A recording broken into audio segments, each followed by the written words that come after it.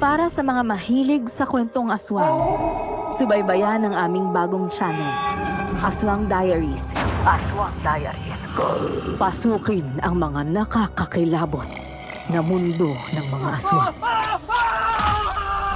Aswang Diaries.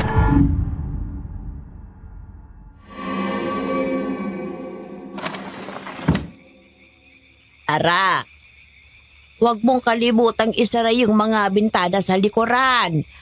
Yung pintuan din doon. Tingnan mo kung maayos yung pagkakasara.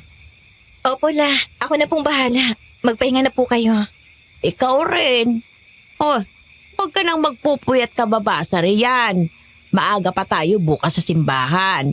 Alam mo naman ang panata natin. Lunes Santo na bukas.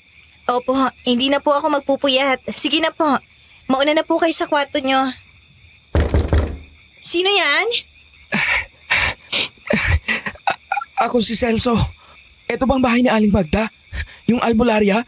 Dito nga. Pero masyado ng gabi. Bumalikan lang bukas. Matutulog na si Lola. Pag-iusap. Tulungan niyo muna kami. Ito kasi ang anak ko.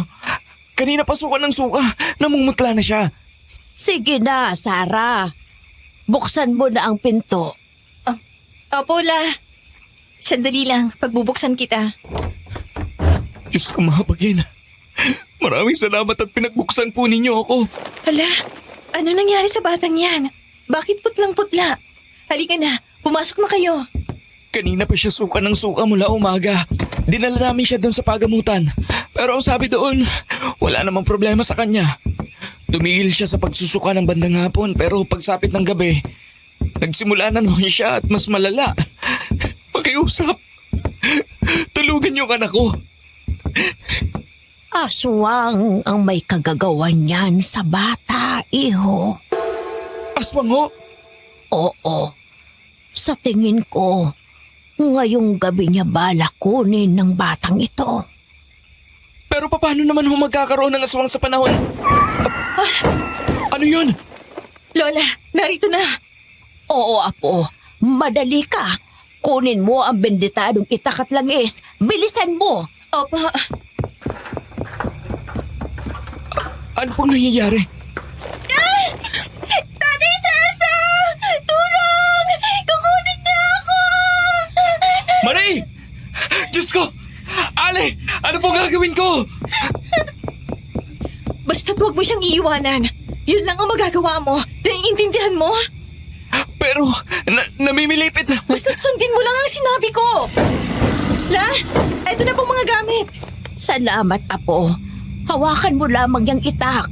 Sa oras na mahulog siya, tagpasin mo kaagad ang kahit anong parte ng katawan niya. Naiintindihan mo. Opo.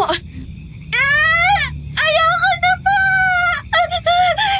Tulong! Sa ngalan ng banal na liwanag at kapangyarihang mula sa kalikasan, ako ang tagapagmana ng lumang panalangin sa alab ng apoy at dalisay na hangin. Ibalik sa dilim ang nilalang ng lagim. Diwang itim, ikaw ay mawala. Sa kapangyarihan ng mutyang ito, ikaw ay matunaw. Sa ngalan ng dugong itinakda, sa lupang ito'y wala ka ng puwang. Lumayas ka ritong halimaw ka! Wala na. Wala na ang aswang, Marie. Wala na. Marie? Anong nangyari? Gumising ka, Marie! Huminahon ka, iho. Nawalan lamang siya ng malay. Hayaan mong gamutin ko na siya. La, sigurado na po ba kayang wala na yung aswang? Nararamdaman mo pa ba siya? Hindi na po. Kung gayon, ay wala na siya. Walang kampo ng kasamaan ng kayang tagalan at labanan ang kapangyarihan ng anting ng ating lahi. Wala, kahit demonyo pa.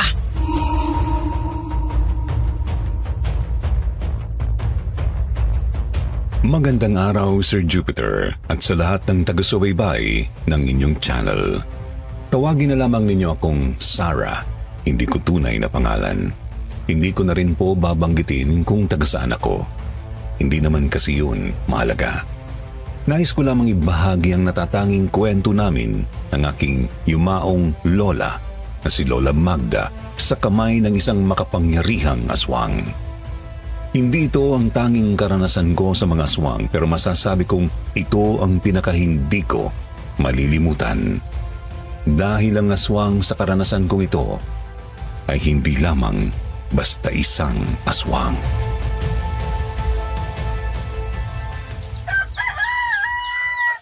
Aba, mataas ng sikat ng araw. At talagang wala pang tao ah. Sara, Apo! Halika na at nakahanda na ang agahan. Opo, itatabi ko na lang po ito para masigaan na.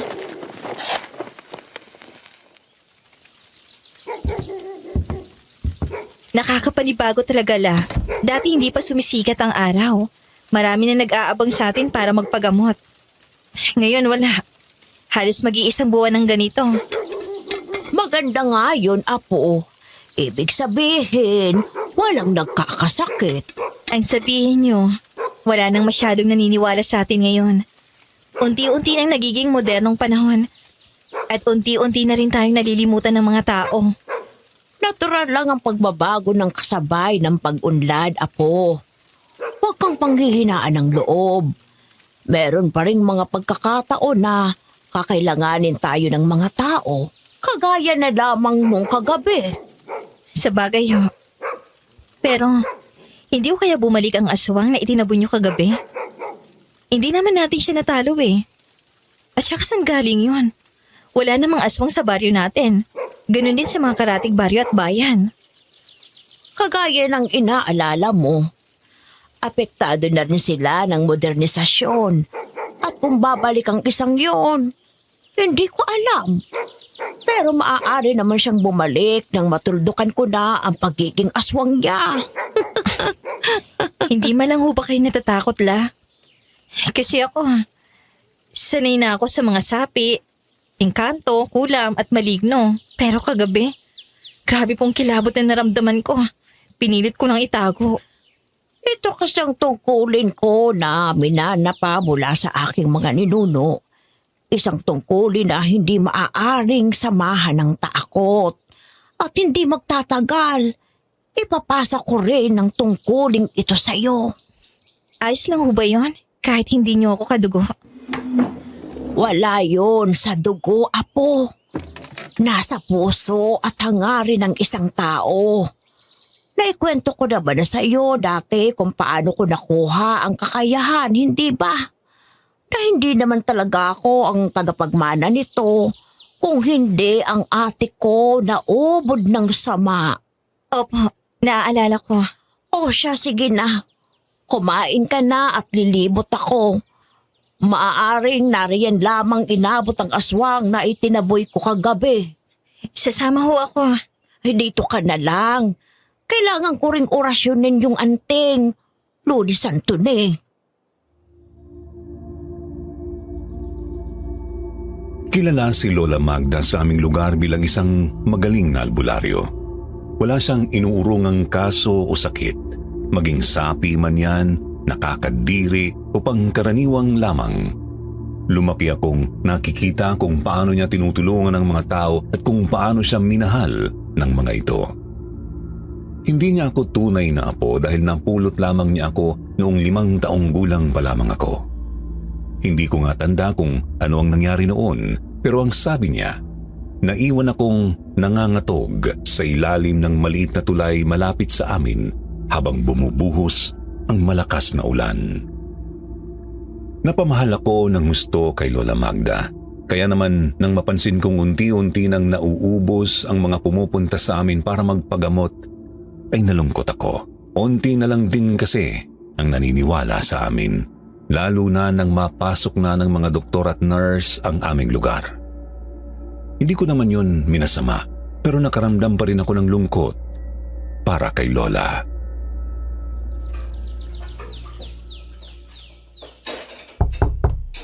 Sandali!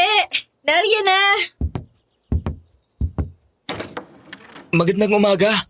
Magandang umaga po. Oh, napabalik kayo. May problema pa ba? Naku, wala si Lola. Naglipot. Mamaya pang tanghaliang balik siguro nun. Ano bang maitutulong namin? Wala naman. Ang totoo, narito kami ni Marie para magpasalamat. Eto, mga kakanin na gawa ng nanay ko. Pasensya na kung yan lang ang nakayanan ko. Naku, hindi mo naman kailangang mag-abala. Hindi naman kami humihingi talaga ng bayad. Kahit na, kung hindi ninyo kami pinagbuksan kagabi, malamang nagkalat ng bangkay namin sa labasan. Kaya nagpapasalamat kami ng gusto sa inyo. Hindi ba, Marie? Opo, maraming salamat po sa inyo at sa lola nyo. Kung hindi po dahil sa inyo, hindi ako gagaling. Nako, napakabibo naman pala ng batang to. Napakaswerte ng tatay mo sa'yo. Talaga po? Pero, hindi ko po tatay si Tatay Celso. Ha? Anong ibig mong sabihin? Ay, ganito kasi yan. Nako, mukhang mahabang kwento yan ah. Pumasok na nga muna kayo. Wala namang nagpapagamot ngayon. Salamat. Sandali at ikukuha ko kayo ng maiinom. Tamang-tama, may kape pa rito at bagong pakulo. Para kay Marie? Naku, huwag ka na mag-abala. Narito kami para ihatid lang yung mga kakanin. Hindi, magkape ka muna. Etong mansanas na lamang ang para kay Marie. Ano nga palang pangalan mo? Celso, tama, hindi ba? Pasensya ka na, masyadong magulo kagabi. Hindi ko alam kung tamang pagkakatanda ko sa pangalan mo. Oo, Celso. Ako si Celso. Ako naman si Sarah. Oo. Natatandaan ko yung pangalan mo. Napangiti na lamang ako ng tila nautal si Celso. Hindi ko alam kung nabulunan o ano. Kagad ko siyang ipinagtimpla ng kape at habang iniinom niya yun, doon niya ipinaliwanag ang totoong relasyon niya kay Marie. Si Marie naman ay nakarinig ng mga batang naglalaro sa labas namin. Nagpaalam itong lumabas at nagulat ako nang mabilis itong nakasalamuha sa mga taga-baryo namin. Taga-kabilang baryo kasi sila.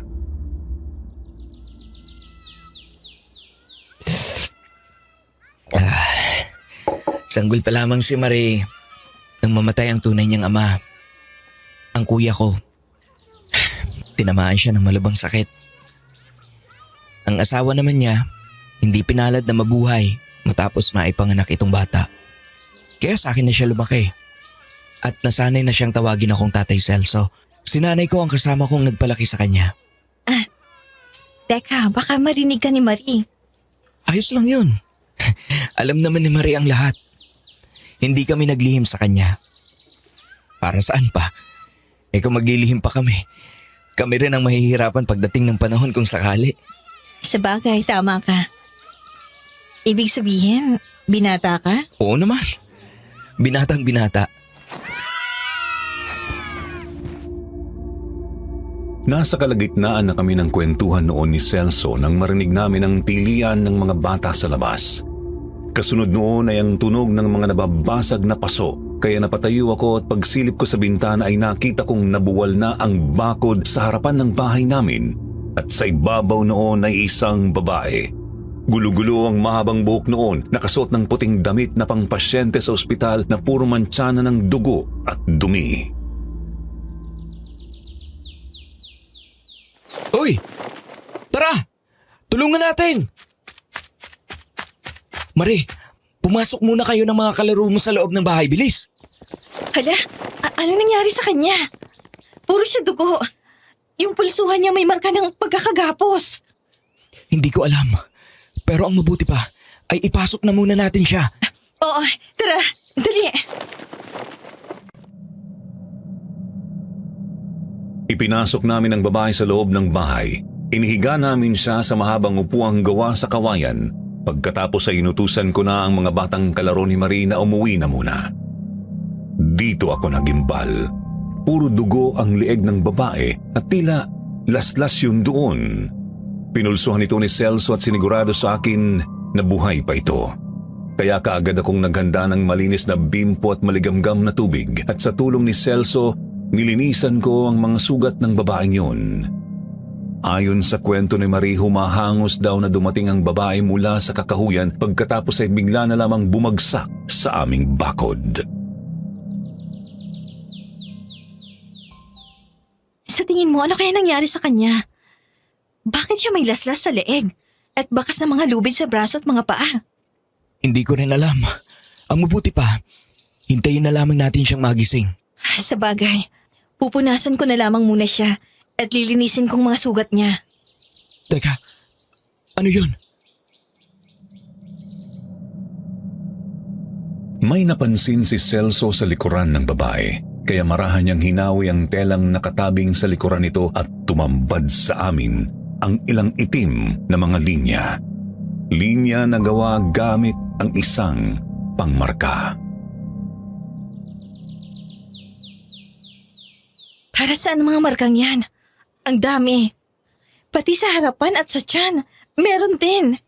Sa tingin ko, may uoperahan siya. Ooperahan? Nakabasa na ako dati ng libro sa bayan. Yan yung mga marka na inilalagay ng mga mag-oopera sa mga pasyente para alam nila kung saan hihiwaan yung katawan. Pero malayo ang ospital dito. At saka bakit halos sa buong katawan ng mga marka? Hindi ko alam. Pero masama ang kutob ko rito. Ang mabuti pa, ipagbigay alam natin ito sa punong baryo ninyo. Sige, gawin natin yan pagdating ni Lola Magda. Lumipas ang mga oras, Sir Jupiter. Patapos na akong maganda ng tanghalian nang dumating si Lola Magda na may dalang mga bunga ng malunggay at 2 lata ng sardinas. Katatapos lang din ni Celso sa pag-aayos ng natumba naming bakod at pagpasok ni Lola, kaagad niyang nakita ang babaeng wala pa ring malay. Oh, sino ito? Celso Mare, narito rin kayo. Ano bang nangyayari rito? La, nariyan na po pala kayo. Mano po? Kaawaan ka ng Diyos. Pero Sarah, sino nga ba itong babaeng to? Bigla na lamang pong humandusay dun sa bakod natin, La. Hindi rin namin alam kung sino eh. Hindi pa nagkakamalay mula kanina. Magandang tanghali po, Manang Magda. Narito naman po kami ni Marie para dalhin yung mga kakanin bilang pasalamat. Ganun ba iho? Abay, maraming salamat. Pero ano nga bang lagay ng babaeng yan? Muntik nang lumalim ang sugat sa kanyang leeg. Mabuti na lamang at walang tinamaang ugat. Oo nga po eh. Lola, siguro dapat po natin itong ipagbigay alam kay Manong Arcadio. Oo, ipagbigay alam talaga natin ito sa kanila. Doon kasi sa may ilog, isang bangkay ng babae raw ang natagpuan kaninang madaling araw. Wala nang mga lamang loob. Wala nang mga bato, atay, puso, mga mata. Ha? Nakakakilabot naman po yan. Aswang mo ba ang may gawa? Hindi ko alam. Wala na kasi ang bangkay nang mapadaan ako. Pero ayon sa mga narinig ko, malinis ang pagkakahiwa. Parang ginamitan ng matalim na kutsilyo. Hindi yun normal sa mga biktima ng aswang. May kung anong nangyayaring kakaiba dito sa baryo ninyo. Maaari po bang umalis na muna kami? Ihahatid ko muna itong si Marie. Pagkatapos ay babalik ako. Hindi mo naman kailangan mag-abala pa. Kaya na namin to. Hindi. Babalik ako. Nais kong malaman kung anong nangyari sa babaeng yan. Isa pa, yung aswang, mamaya ay balikan din kami noon. Gusto kong matuto ng mga pangontra laban doon. Sige, kung yan ang nais mo. Pero kagaya ng sinabi ni Sarah, wala kang obligasyon para bumalik pa rito. Inaya ko pa noon sina Celso na magtanghalian kasama namin, pero tumanggi na sila at umalis. Habang kumakain kami ni Lola ay nabanggit niya na nakakita siya ng mga bakas ng paa papasok ng kakahuyan. Malalaki raw ang mga bakas na yon at parang isang nilalang na may mahabang kuko. malakas di umano ang kutob niya na banda roon tumakbo ang aswang na lumusob sa amin noong gabi.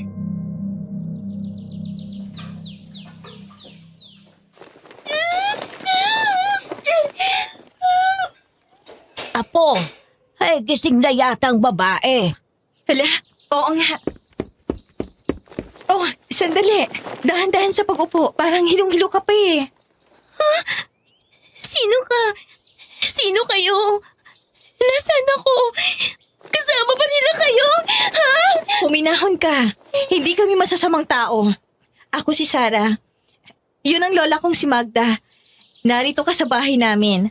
Nakita ka namin sa labas na duguan at walang malay. Kung ganun... Heto, iha. Uminom ka muna ng mainit na sabaw ng malunggay. Makakatulong yan para manumbalik ang lakas mo. Pagkatapos ay uminom ka ng tubig. Tinitigan kami ng babae. Halata pa ang pagdududa sa kanyang mga mata. Ilang minuto kaming nanatiling ganoon bago niya inabot ang baso ng tubig. Inamoy niya yun. Tinikman at nang makasigurong wala yung halo ay saka niya yun tinungga. Magtatanong na sana ako nang biglang kumalam ang kanyang sikmura. Napakalakas noon kaya naman mabilis akong nagsandok ng kanin at ulam. Inilapag ko yun sa mesa. Muli ay tiningnan muna niya kami bago sinunggaban ang pagkain. Sige lang, kumain ka ng kumain. Pero dahan-dahan lang at baka mabulunan ka naman. Oo nga. Ano bang nangyari sa'yo? Puro ka galos. Gutom na gutom. At sa tono mo parang meron kang tinatakasan. Tumigil siya sa pagsubo at mabilis na uminom ng tubig. Tumingin siya sa paligid bago napabuntong hininga at magsimulang maiyak. Napahawak siya sa kanyang dibdib at ang simpleng paghikbi niya ay nauwi sa hagulgol.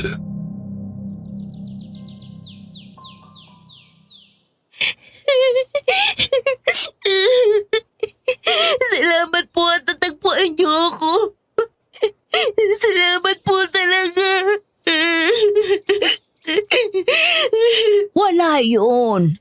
Sige lang. Pero huminahon ka muna. Nais ka naming tulungan. At hindi ka namin matutulungan kung iiyak ka lamang ng iiyak. Hindi ba?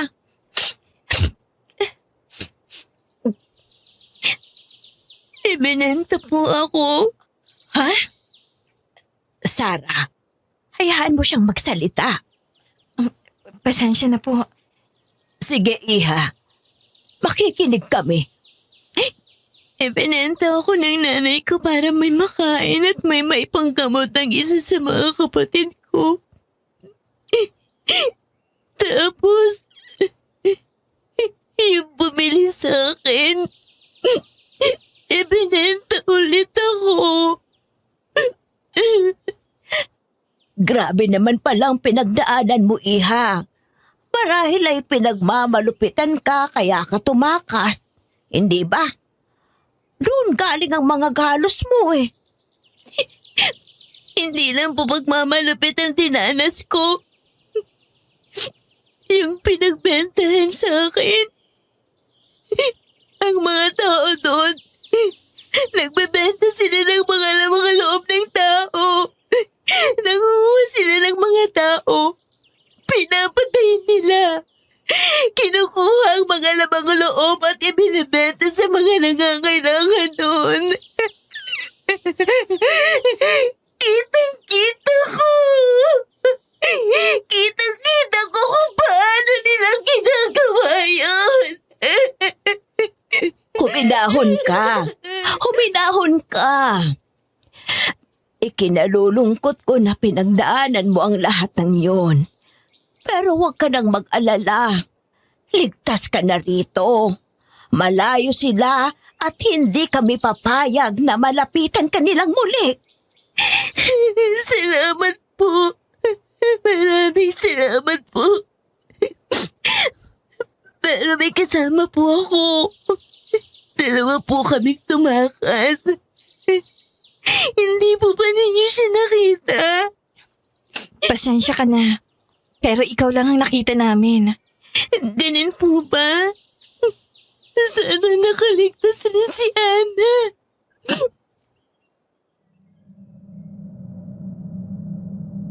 Bumalik siya sa pagkain at ginawa niya yun habang umiiyak. Hindi naman na kami kumibo pa ni Lola. Hinayaan na lang namin siyang ilabas na ang kanyang nararamdaman. Umiyak siya nang umiyak hanggang sa maubos ang pagkain sa kanyang pinggan. At nang matapos ay lumuhod siya sa harapan namin at nagpasalamat.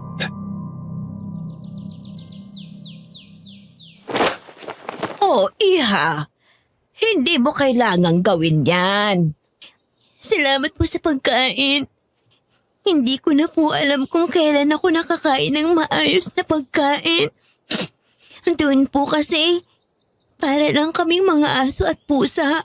Hinahataw pa kami kapag hindi kami kumakain. Naku naman, grabe naman pala talagang ginawa nila sa'yo. Sige, bukas na bukas din. Magsusuplong tayo sa mga kinauukulan. Ayos lang ba yon? Naku, wag! Wag! Baka malaman nila kung nasaan ako. Pakiusap. Papatayin nila ako. Pati kayo. Pero, Sige, hindi na. Huminahon ka na. Ganito na lang. Maligo ka sa banyo, tapos mamaya, lilinisin ulit natin yung mga sugat mo. Kaya mo bang sarili mo? Opo. Ano nga palang pangalan mo? Lira po.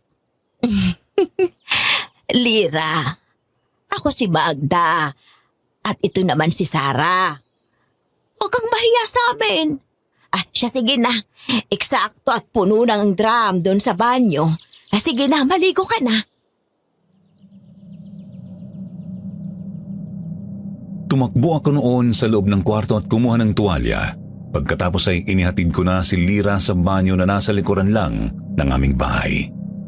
Iniligpit ko na ang mga pinagkainan ni Lira noon nang lapitan ako ni Lola Magda. Mukhang sindikato ang tinakasan yun ni Lira. Bukas na bukas rin. Ipagbibigay alam natin ito kay Arcadio. Sige na, mag-ayos ka na. Baka may dumating ng mga pasyente ng hapon. Subalit walang dumating ng hapong yun. Matapos ni Lira maligo ay muli ko siyang binigyan ng malinis na damit. Gamit ang mga dinurog na mga dahon ng bayabas ay ginamot ko ang kanyang mga sugat. Napakaraming tanong ang nais kong itanong sa kanya, pero hindi na lamang ako kumibo. Doon ko mas natitigan ang mga sugat niya at doon ko napagtanto na hindi talaga biro ang kanyang mga pinagdaanan. yan, malinis na talagang mga sugat mo.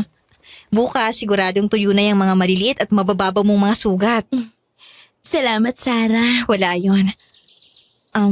Iyan bang sa leeg mo? Hindi ba kumikirot? Hindi naman.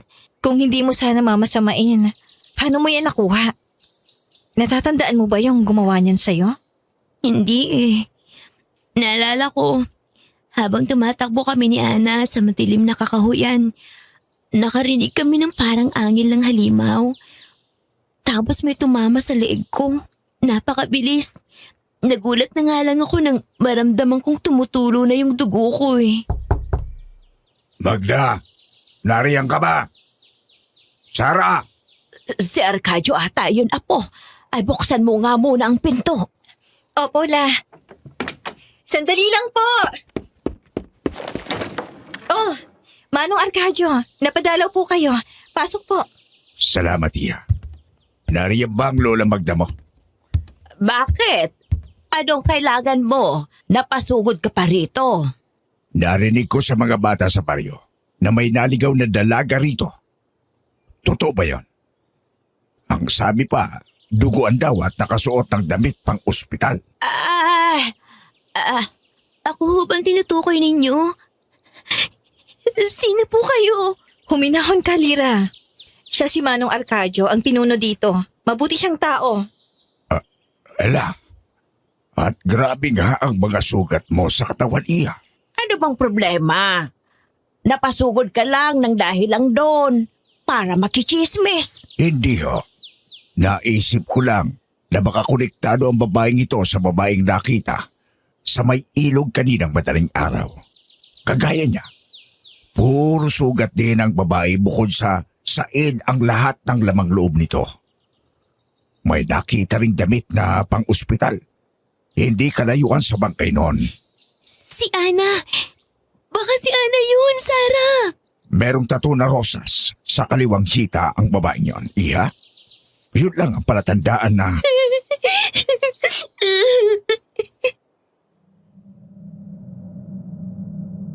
Humagulgol na si Lira kahit hindi pa natatapos ni Manong Arcadio ang sasabihin.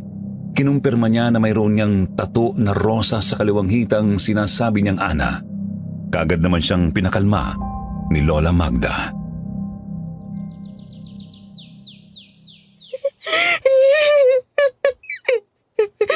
Kung hindi ko sana siya pinilit na tumakas, hindi sana niya sasapitin yun. Ana, patawad. ano ba ang nangyari at saan kayo tumakas? Maaari mo bang... Tara, Arcadio. Doon tayo sa labas mag-usap. Hayaan muna natin siya. Halos kalad ka rin ni Lola Magda si Manong Arcadio sa labas. Si Lira naman ay hinayaan ko na lamang na umiyak ng umiyak hanggang sa hindi ko namalayan na nakatulog na lamang siya. Marahil ay grabe pa rin ang pagod at takot na nararamdaman niya ng mga sandaling yun. Ilang sandali matapos yun, pumasok muli si Lola at sinabing ipagbibigay alam na sa mga otoridad ang nangyari. Lumipas ang mga oras ng araw na yun na walang nangyari.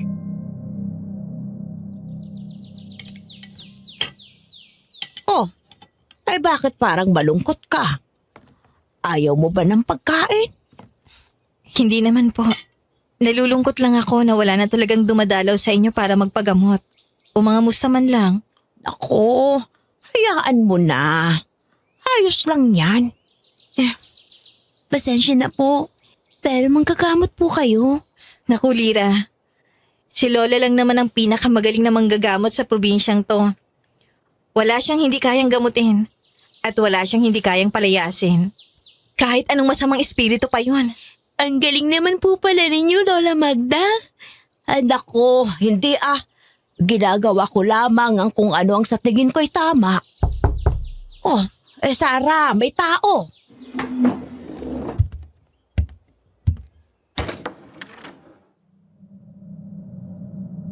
Pagbukas ko ng pinto ay natigilan ako. 3 nagtatangkarang mga lalaki kasi ang bumungad sa akin.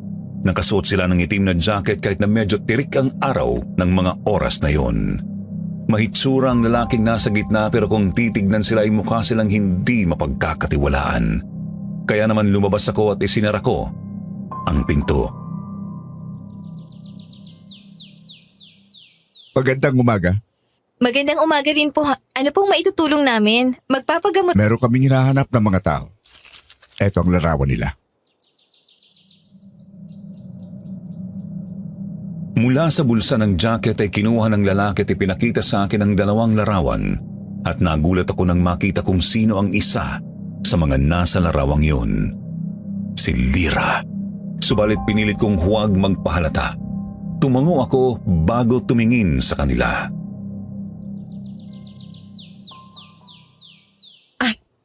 Hindi ko po sila kilala. Hindi po ata taga rito ang mga yan. Hindi nga. Dahil mga takas sila mula sa paggamutan. Mga alam mo na, problema sa pag-isip. Oh, Oo. Mapanganib sila. Kaya kung may narinig kayo tungkol sa mga taong ito, makita ninyo sila. Ipagbigay alam kagad ninyo sa amin. Magpapalibot-libot lamang kami rito. Ako nga pala si Rudy. opo. Meron daw pong nakitang bangkay na babae sa may ilog kahapon. Siguro po maganda kung makausap ninyo yung pinuno ng baryo. Baka po kasi... Ganun ba? Sige. Gagawin namin yan. Salamat.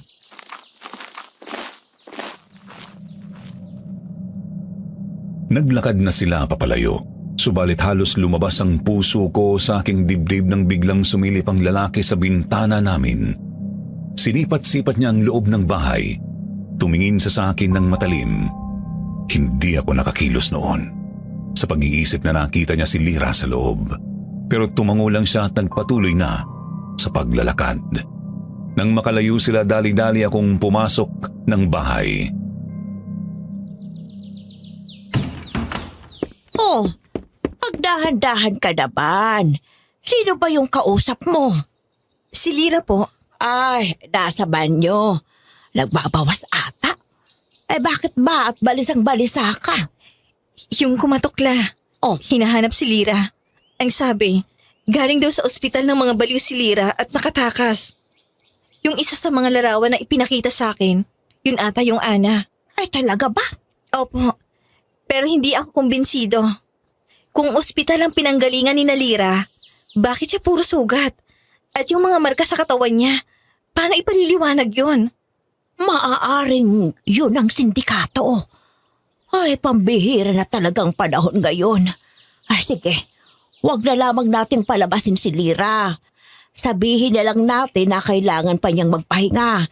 Tapos, hintayin natin ang magiging galaw ng kapulisan. Sige po.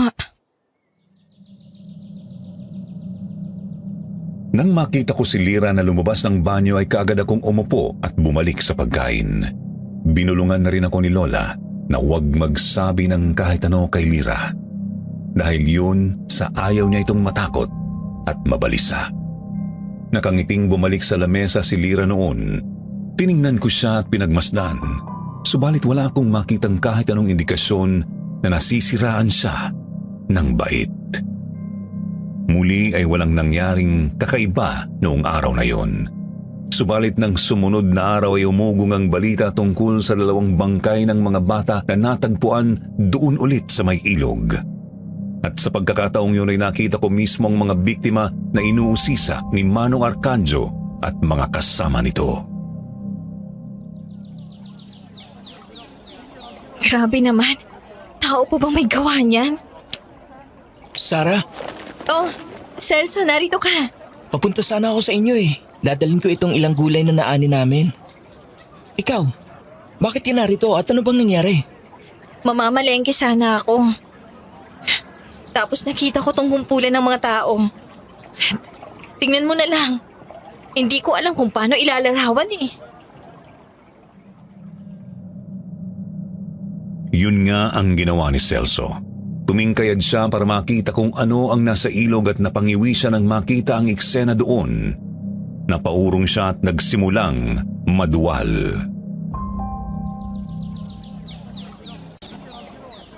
Oh, ayos ka lang ba?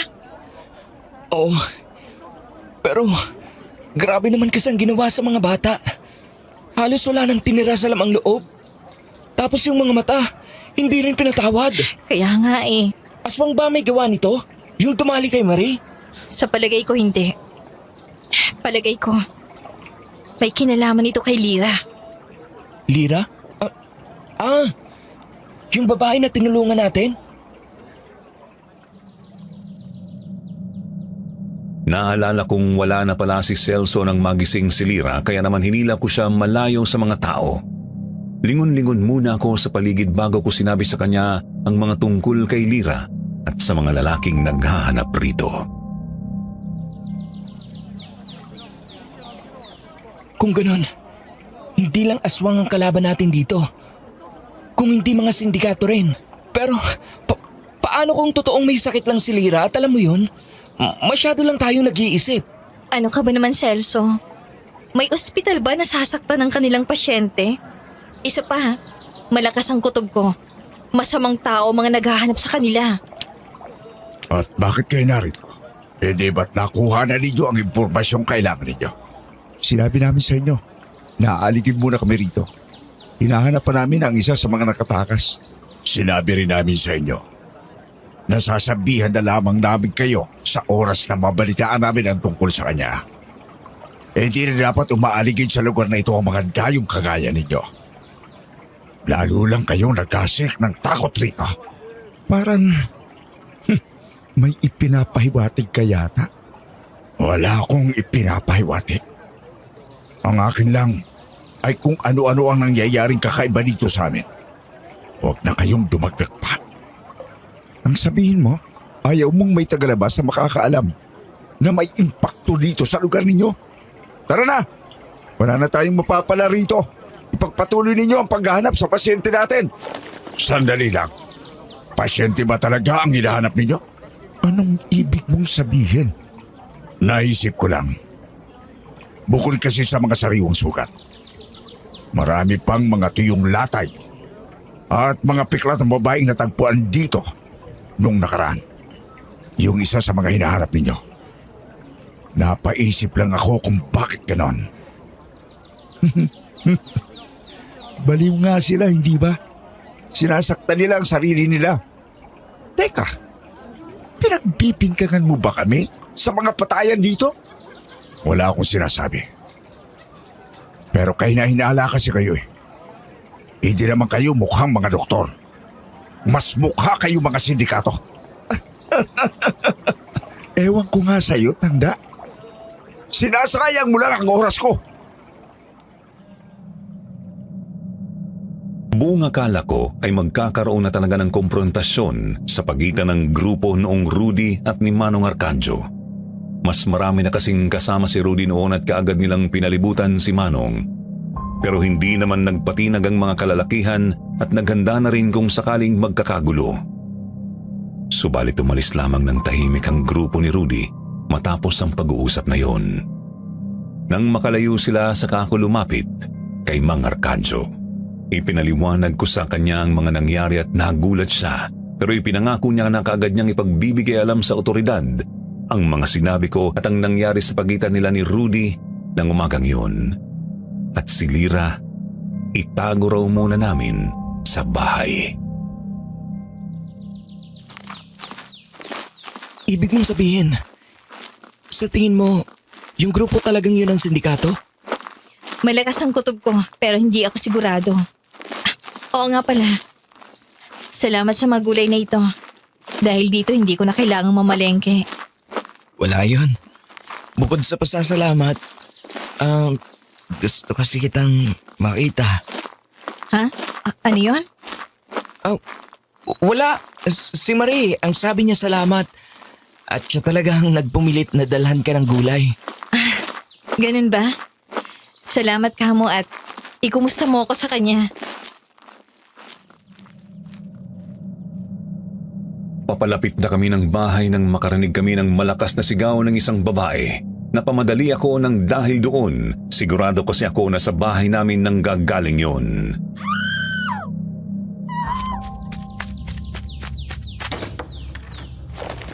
Lola, anong... Papatayin kong babaeng to at isasama ko sa impyerno! Sara, mabuti at narito ka na! Bilis! Tulungan mo si Lira doon at pigilan ninyo yung si Aling Mila! Opo. Ay, Diyos ko po! Itulungan ninyo ang aking manugang. Pakiusap, Mila! Bitiwan niyo ako! Ay! Lira, kaya mo ba? Kami nang bahala rito. Hindi, ayos lang ako. Ikaw na nasa loob ng katawan ni Mila. Anong kailangan mo? Buhay ang kailangan ko. Kapalit ng mga bagay na ibinigay ko sa babaeng to. Anong ibig mong sabihin? Bakit hindi mo sila tanungin? Mang Manny, anong sinasabi nito? Hindi ko alam. Ang alam ko lang, lumapit siya sa isang espiritista doon sa bayan noong nagkasakit ang apo ko. Ay, gumaling naman. Pero kapalit noon ay mga nakakakilabot, nakababalagan sa bahay. Nangako ang isang ito na ibibigay niya ang buhay niya. Kapalit ng buhay ng kanyang anak. Pinagaling ko ang bata. Pero ngayon, ayaw na nilang tumupad sa pangako. Bakit kayo lumapit sa isang satanista? Narito naman kami ni Lola. Ano bang sakit ng apo ninyo? Eh, may mga naglabasan kasing kati-kati sa buong katawan. Tapos biglang hindi na makahinga. Nangingitim na nga noong isugod namin sa bayan. Dinala namin sa ospital pero hindi kami tinanggap doon dahil kulang ng mga gamit. Kaya doon na kami tumiretso sa isang manggagamot doon. Ang tagal na namin nang gagamot. Simple lang sana yon. Kung di... Tama na, Sarah. Huwag mo na silang sisihin. Narito na ito. Gawin na lang natin ang mga kailangang gawin. Nag-orasyon si Lola Magda. Nakita naming lahat na nasa lugar na yun kung paano nanlupaypay si Aling Mila. Lumalim ang paghinga nito. Senyales na gumagana ang orasyon. Sa isip ko noon ay hindi na yun magtatagal, subalit makalipas ang ilang sandali, tumawa ng malakas ang nilalang na nasa loob ni Aling Mila at humangin ng napakalakas sa loob ng bahay.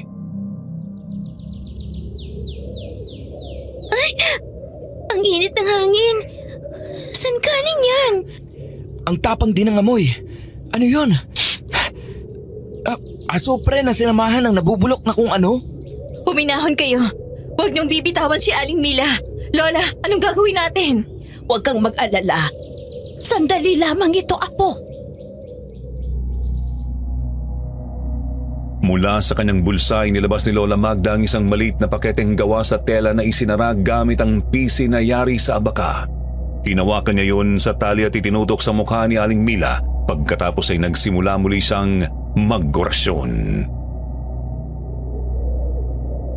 Sa ngalan ng liwanag at lakas ng may kapal, ikaw na isinumpang espiritu, lumayas ka!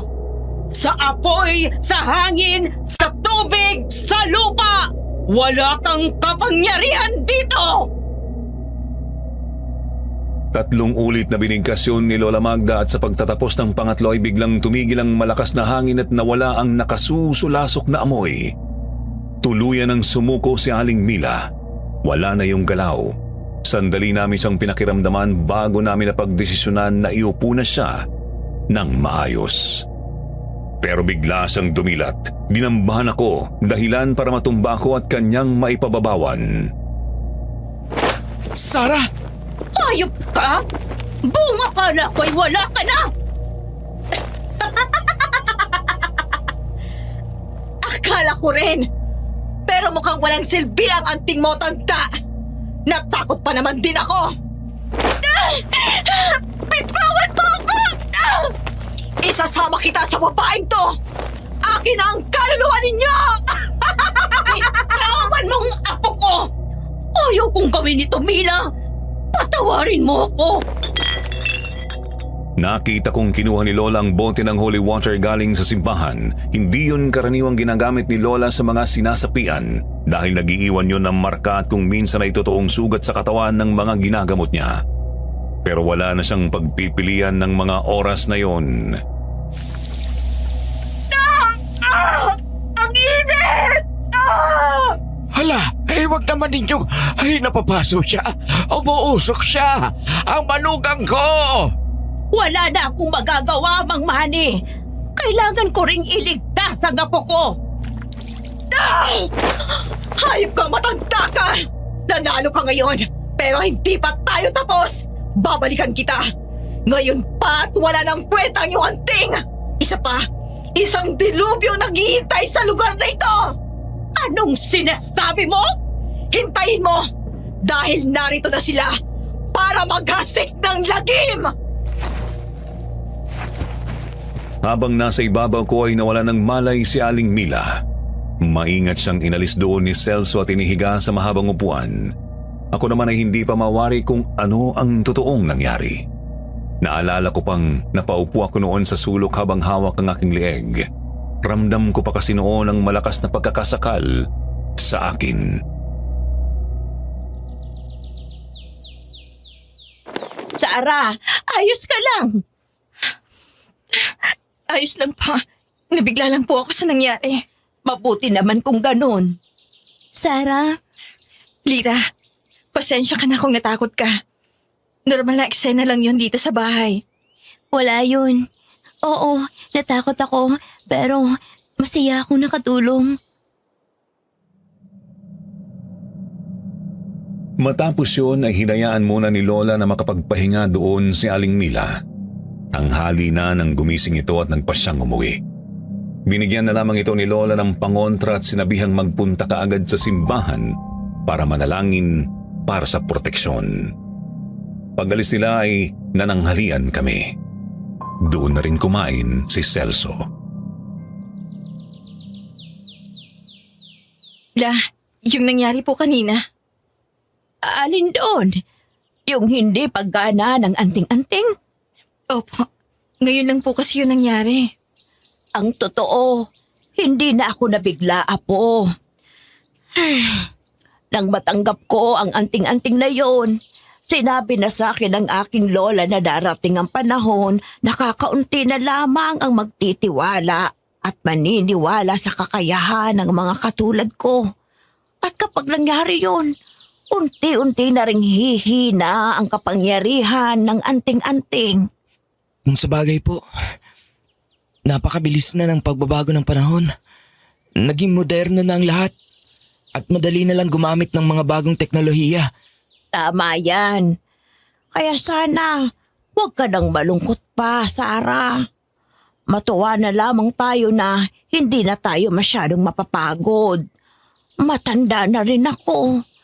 At ang totoo, napagod ako ng husto kanina. Hindi na ako katulad ng dati. Ay, marunong po kayong magmasahe? Kung gusto nyo, mamasahihin ko kayo mamaya. Aba, ay gusto ko yan. O siya sige, pagkatapos kumain, bago mag-siesta, hilutin mo ang mga braso at binti ko, halira. Opo, sige po. Ano nga po pala? Ano yun, Celso? Ay nako, maraming salamat sa gulay na dala mo, ha? Napakasasariwa at ang sarap naman talaga. Wala po yun. Ano po kasi, sa darating na Biyernes Santo, magkakaroon ng parang sinakulo doon sa aming baryo matapos ang misa na isasagawa. Unang beses na mangyayari yon at talagang pinaghahandaan ng mga taga sa amin. Kaya, aanyayahan ko po sana kayo. Nagkatinginan kami ni Lola Magda. Tuwing Biyernes Santo kasi ay dinadasalan niya ng husto ang anting-anting na minana. Mula Lunes talaga yon, pero tuwing Biyernes Santo ang pinakamatagal at pinakatahimik na lugar sa kakahuyan niya yon ginagawa. At kadalasan kasama niya ako tuwing ginagawa yon. Nako, Celso, pasensya. Si Sarah na lamang ang isama mo. Ako kasi may gagawin ng araw na yon at matandaan na ako para sa mga ganong bagay. Lola, Ayos lang, Sarah. Narito naman si Lira para samahan ako eh. pero po, Sige na. Palagi ka namang narito. Magmula nang makatapos ka ng high school, ni hindi ka na lumayo o namasyal man lang. 20 ka na. Pagsaya ka naman minsan. ayos lang po ba talaga? Ikaw, Lira. Ako nang bahala kay Lola Magda at dito sa bahay. At isa pa, wala namang isang araw kang mawawala eh. Ayaw kong magaya ka sa katulad kong tumandang dalaga. Kaya ikaw, Celso, galingan mo ang panliligaw sa apo ko, ha? Po, Lola, Bakit? Hindi ba't nililigawan ka niya? Hindi mo ba nahahalata? Ay nako, kaya mas lalong kailangan mong gumala minsan sa halip na magkulong rito. O siya sige na, basta wag kayong masyadong magpapagabi. Naiintindihan nyo? Biyernes Santo yon. opo. Ibabalik ko po si Sarah bago mag-alas 3. Mabuti kung ganon. Matapos magsiesta ay umalis si Lola Magda para dasalan ang anting-anting. Sumabay na rin sa kanya si Celso. Kami naman ni Lira ay naiwan sa bahay at nagasikaso ng mga kailangan doon para sa hapunan. Nagtatanggal ako ng palay sa bigas at si Lira naman ay naghihimay ng mga dahon ng talbos. Lira, kumusta ang mga sugat mo? Ayos naman na. Nangangati ng iba eh. Ang pakiramdam mo? Ha? Ayos na rin naman. May mga pagkakataong naaalala ko yung pinanggalingan ko. Natatakot pa rin ako. Pero tuwing nakikita ko kayo, naiisip ko na tapos na ang lahat ng yun. Masaya ako na nakakalimot ka na. Pero Lira, ayos lang ba kung kikwentuhan mo ko ng tungkol sa lugar na yon, sa mga tao doon? Oo naman. Tingin ko rin, mas malalabanan ko ang takot na nararamdaman ko kung may mapagkwentuhan ako tungkol sa lugar na yon.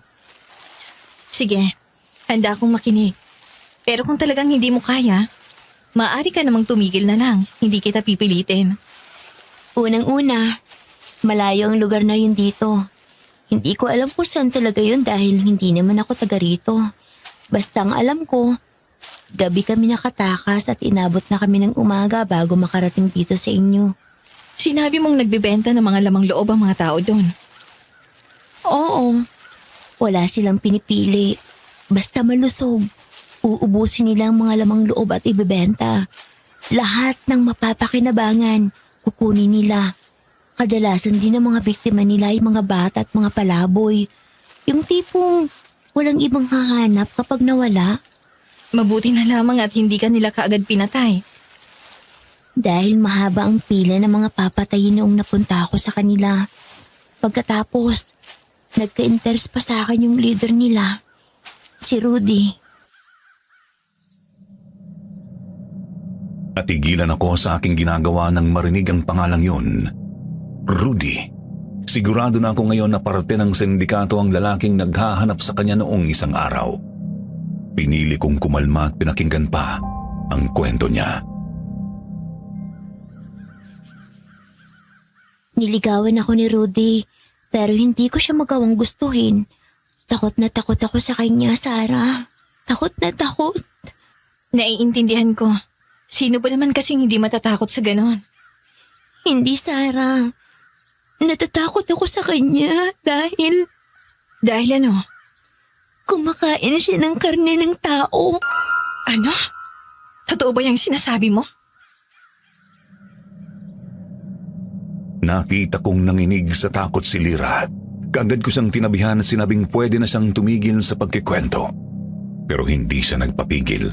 Kailangan daw niyang mailabas ang takot na nararamdaman niya, kaya naman hinayaan ko na siya na muling magsalita.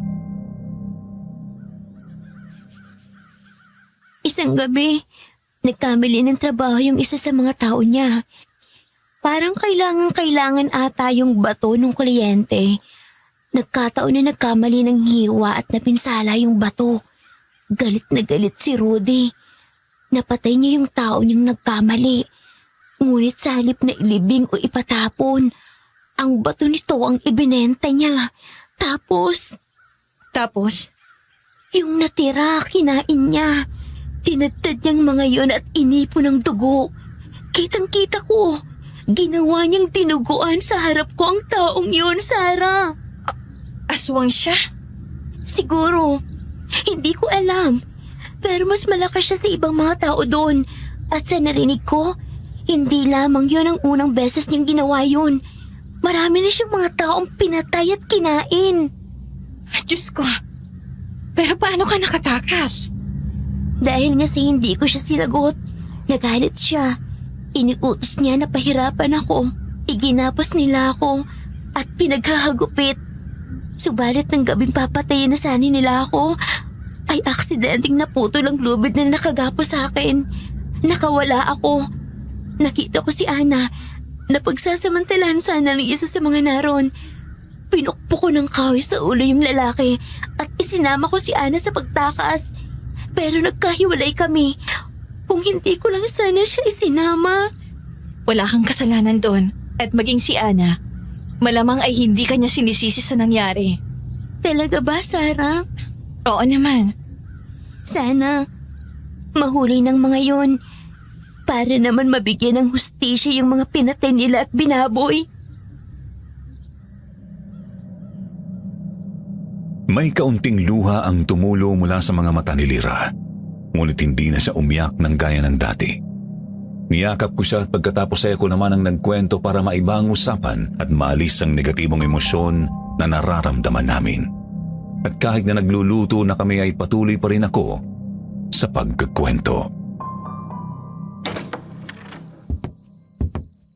Aba, mukhang nakapagluto ng mga apo ko. Opo, patapos na po yung sinaing, Lola. Tapos itong sinabaw ang gulay ay malapit na rin pong maluto. Mabuti naman at nang makapagpahinga tayo ng maaga. Kumusta po la? Nakapag-orasyon na po kayo? Oo, pero may kakaiba sa kakahuyan ngayon. Parang napakaraming mga mata. Nakakailang. Ay, pasensya na po, La. Lalabas muna ako para magbanyo. Ang sakit na po ng pantog ko eh. Ay siya, sige lang. Ay walang problema. Paglabas ni Lira ay kaagad kong sinabi kay Lola ang mga ikinwento sa akin nito. Ganoon din ay sinabi ko sa kanyang tungkol sa mga nakitang bangkay noong umaga. Kinumpirma ko rin kay Lola na ang lalaking pumunta sa amin noon at ang mga gumagala sa baryo ang sindikato na tinakasan ni Lira. Maaaring sila rin ang naramdaman ko doon sa kakahuyan. Sa tingin niyo po ba? Ano sila? Tao lang o mga aswang talaga? Kanina, 2 itim na enerhiya ang naramdaman ko. Hindi ko nga lang sigurado kung sila na yon. Pero mag-iingat kayo. At kung naipagbigay alam mo naman na ito kay Arcadio, ay hintayin na labang natin ang mga hakbang na gagawin niya. Opo. Naghapunan kami. Normal lang lahat. Masaya kaming nagkwekwentuhan nang biglang may kumalabog sa aming bubungan. Napakalakas noon na naglaglagan ng alikabok mula doon. Kaagad kaming napatingala. Mabilis naman akong kumilos para takpan ang aming kinakain. Sino yan? Sino? Tao yun? Lira, halika dito sa tabi ko. Ay, Sarah, ang itak! Opo. Wala kang mapapala rito! Mapapahamak ka lamang! Kung ano ka man, lumayas ka na! Ay! Yan na ba yung aswang? Subukan mong pumasok rito! Tagpas talaga yung mga braso at binti mo sa akin! Ayun! Ayun siya sa may likod, sa may banyo! Napatingin kaming lahat doon at mula sa mga siwang ng mga kawayan sa may kusina namin ay naaninag namin ang isang matangkad na nilalang. Anino lamang nito ang aming nakikita at ang umiilaw nitong mga mata na pulang-pula.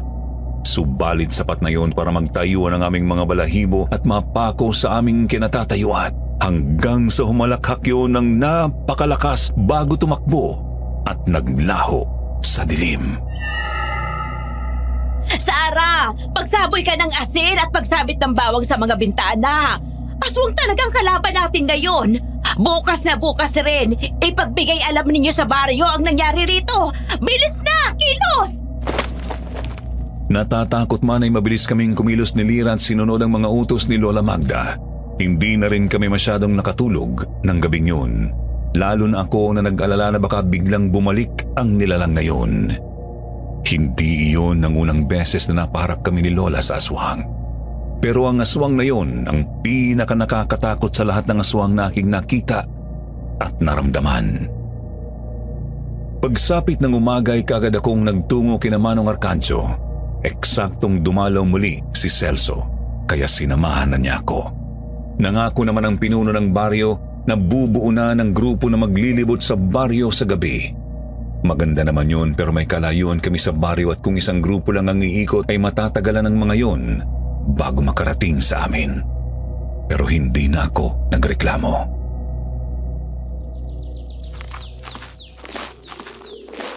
Sana'y mahuli na ang nilalang na yon.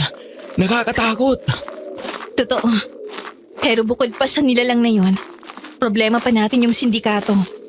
Nakita ko doon sa dyaryo ni Manong Kadyo. Talamak ng pagkawala ng mga tao sa ibang lugar. Tapos ginugulo pa ako nung ikinuwento ni Lira. Alin doon?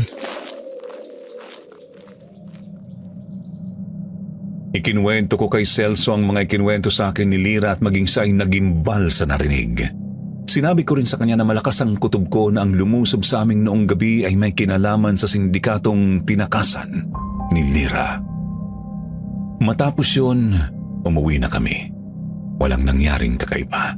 hanggang sa sumapit ang kinabukasan at sinundo na ako ni Celso para pumunta sa kanila. Ay, Celso, ingatan mo itong apo ko ha. Subukan mong may gawin dyan at may mangyayari sa yung hindi maganda. Lola talaga. Nako, wag po kayong mag-alala. Buo ko po siyang kinuha. Buo ko rin po siyang ibabalik. Sige. Oy, basta wag mong bubuntisin, ha? Lola! Biro lang. O siya, sige na. Mag-iingat kayo.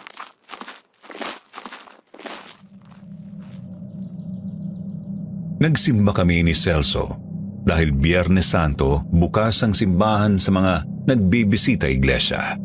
Pagkatapos pumunta kami sa kanila at doon nga ay nanood ng sinakulo. Matapos yun ay kumain kami ng tanghalian kasama ni Marie at ng nanay ni Celso na siyang nagbabantay sa bata. Nasiyahan ako ng husto sa mga ginawa namin. Mabait si Celso at masikaso. Mga 2:00 ng hapong yon, nagbabalak na akong umuwi nang bigla akong nakaramdam ng pananakit ng tiyan. Hindi yun bumuti kaagad. Nakailang balik ako sa banyo. Nanghina ako hanggang sa hindi ko na malayang nakatulog na ako doon.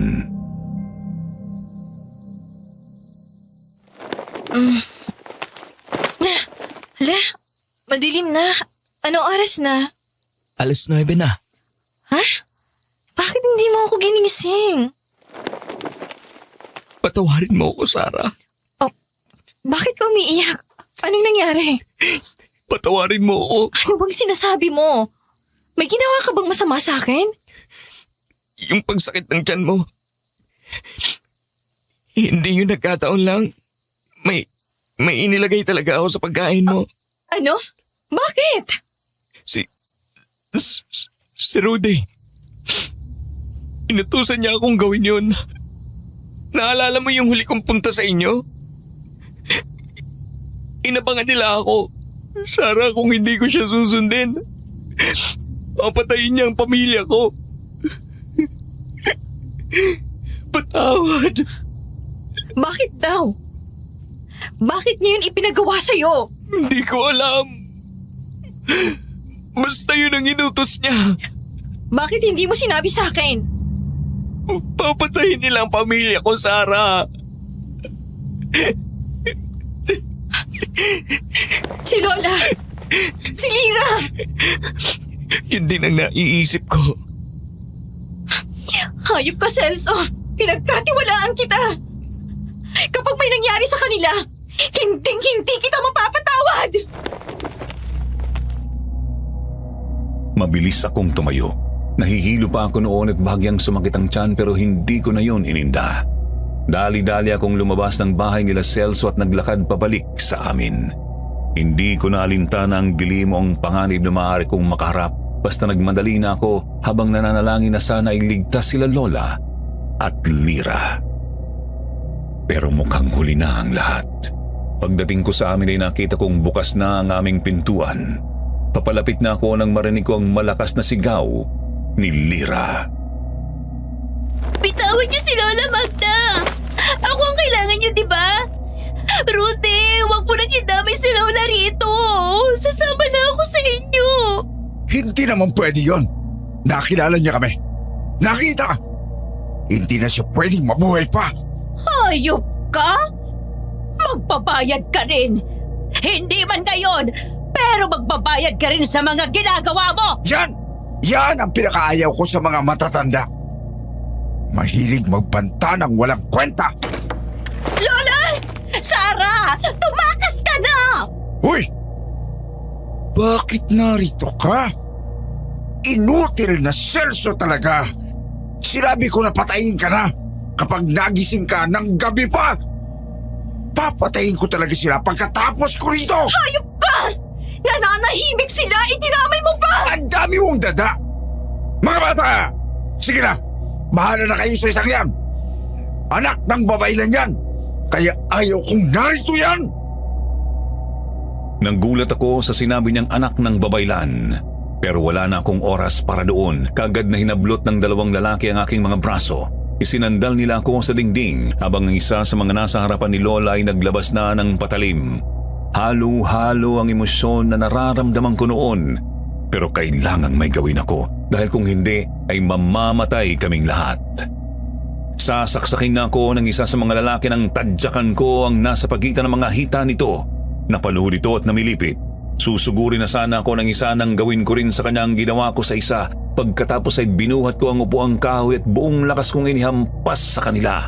Dahilan para masira yun. Lira! Tumakas na kayo ni Lola! Bilis! Pagkasigaw ko noon ay dinampot ni Lira ang kawaling nasa lamesa. Puno pa iyon ng bagong lutong ulam subalit buong lakas niya yung inihampas sa lalaking nasa harapan niya. Tumba ang lalaki. Mabilis na sumugol ang isa pa sa kanila subalit nadulas ito sa natapong ulam. Tumama ang ulo nito sa sahig dahilan para mawalan ito ng malay. Lola, tara na! Walang alis! Mga wala talagang kwenta itong mga tauhan kong ito! Kakainin ko kayong lahat pagkatapos nito! Hahabulin na sana ni Rudy sila Lira nang batuhin ko ito ng piraso ng kahoy mula sa nasirang upuan. Sapul sa batok ang lalaki. Tumigil ito at galit na humarap sa akin. Nanlilisik ang mga mata nito habang nag-iinat ng leeg. Mukhang gusto mong mauna, babaylan? Hindi ako babaylan! Apo ako ng lola ko! Nakakatuwa ka naman. Alam mo ba kung bakit gustong-gusto ko si Lira? Dahil may lahi siya ng kagaya ko. Hindi pa nga lang bukas ang kapangyarihan yon. Kaya maganda siyang taliman ng pula. Sigurado, napakalakas ang batang mabubuo na aming dalawa. Kung ganon, bakit mo siya pinagbalakang patayin? Tinakot ko lamang siya. Pero ang totoo, noong gabi yon, ay pupunlaan ko na sana siya. Ang kaso, tumakas ang siraulo. Tama lang naman yon! Dahil wala siyang hinaharap sa tulad mong kampo ng demonyo!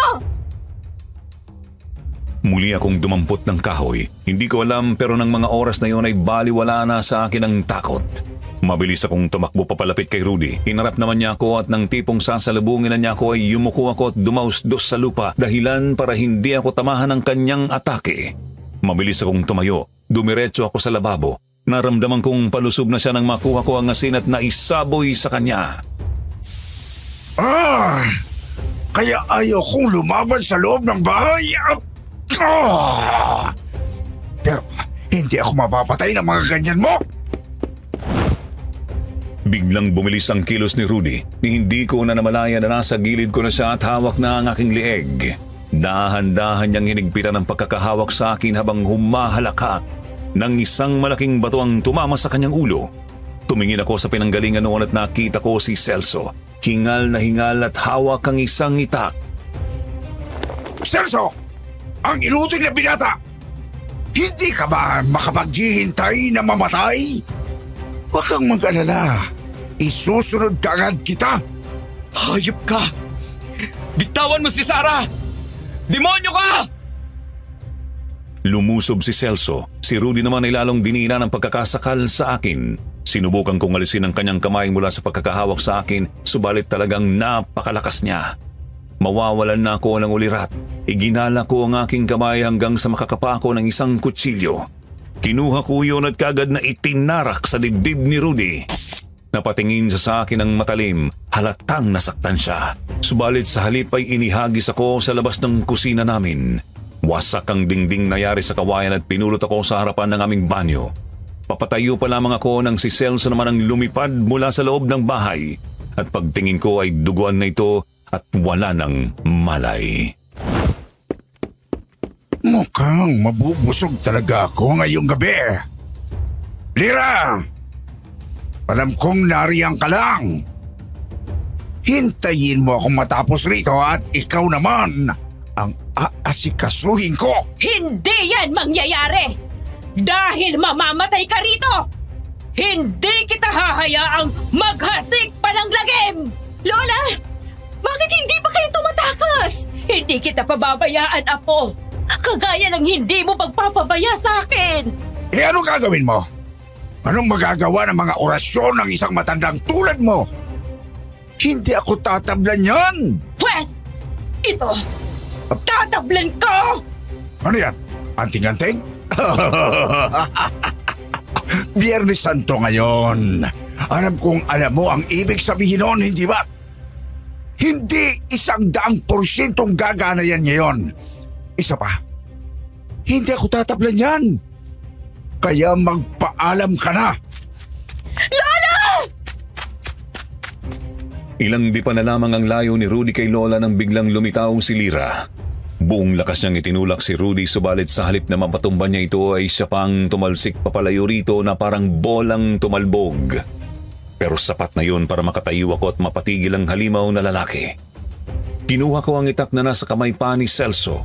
Buong tapang akong lumusob. Nakangiting humarap sa akin si Rudy na ngayon ay mayroon ng makakapal na kilay ang naghahaba ang mga pangil. Sinalubong niya ako pero hindi ako nagpatinag. Pagwasiwas ko ng itak ay tinamaan ko siya sa dibdib. Natumba siya pero nakatayong muli. Magaling! Magaling! Magaling! Pero hindi sapat ang galing na yan. Apo, ang anting-anting, gamitin mo! Kung totoong may dugong babaylan ka, magagamit mo yan kahit ngayong Biyernes Santo pa. Ha? Kaya ayokong narito ka eh. Dapat pinatay na talaga kita kagad? Wisit! Hindi na kita bibigyan pa ng pagkakataong maggamit yan! Kinuha ko ang anting-anting kay Lola. Inisip ko lang noon na kailangan ko ang tulong noon para protektahan ang aking sarili at ang mga taong nakapaligid sa akin. Nang biglang parang bumagal ang paligid ko. Hindi ko alam, Sir Jupiter, pero parang nag-slow-mo ang lahat. Kitang-kita ko ang paglusob sa akin ni Rudy. Papalapit na siya sa akin nang biglang gumalaw ng kusa ang aking katawan. Matapos yun ay bumalik sa normal ang lahat at nagulat na lamang ako nang makita si Rudy na nakahandusay na sa aking harapan. Wala ng ulo at hindi na gumagalaw. Anong nangyari? Hindi mo alam? Sarah, ang galing mo. Para kang sanay na humawak ng itak at lumaban. 2 wasiwas lang. Isa sa dibdib at isa sa leeg. Ha? Sara, Apo, mukhang totoo ang sinabi ng aswang na yon. Naanak ako ng babaylan. Oo, ang totoo. Matagal ko nang nararamdamang may kakaiba sa iyo. Yun pala yun. Ang mga aswang kasi, grabe ang pang-amoy nila at pakiramdam. At sa tingin ko, matagal ng aswang ang isang yon. Pero wala na ho akong pakialam doon. Ang mahalaga ay tapos na at ligtas kayo. Talagang nasubok ngayong Biyernes Santo yung anting Oo nga eh. Magmula ngayon, ikaw na ang may-ari niyan. Ayos lang ba yun sa'yo, Apo? Hindi ko po alam. Pero tingin ko, hindi pa po ako handa. Eto la, kayo po munang humawak. Eh, kung yan ang pasya mo, sige.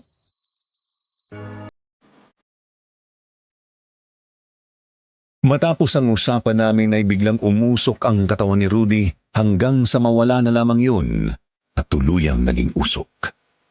Ilang sandali pa ay dumating ang mga naglilibot na mga kalalakihan at nagulat sila sa nakita. Itinali nila ang mga nawalan ng malay na mga tauhan ni Rudy at si Celso ay ginamot ni Lola sa loob ng bahay. Kinabukasan na nang magising siya at muling humingi ng paumanhin. Hindi ko naman na siya masisisi dahil nagawa lang niya yun para protektahan ang pamilya niya. Pero hindi ko na siya hinayaan na manligaw pa sa akin. Kinuli ng mga pulis ang mga tauhan ni Rudy. Hinanap nilang leader pero hindi kami nagsalita ng kahit ano tungkol doon. Natigil ang mga patayan at pagkawala ng mga tao sa lugar namin sa mismong bayan. Pero lumipas na lamang ang maraming taon, hindi natuntun ang pinagakutan nila Rudy. At si Lira ay nanirahan na lamang kasama namin ni Lola. Kung naging aswang siya, hindi. Naging mabuti siyang kapatid sa akin. Hanggang dito na lamang, Sir Jupiter. Ang totoo, meron pa kaming kwento ni Lyra, pero siguro sa mga susunod na pagkakataon na yon. Ito muna sa ngayon. Kayo ba, sa tingin ninyo, ano ang propesyon ng mga aswang ngayon? Nakikihalubilo pa rin kaya sila o nagtatago na lang sa mga lungga nila?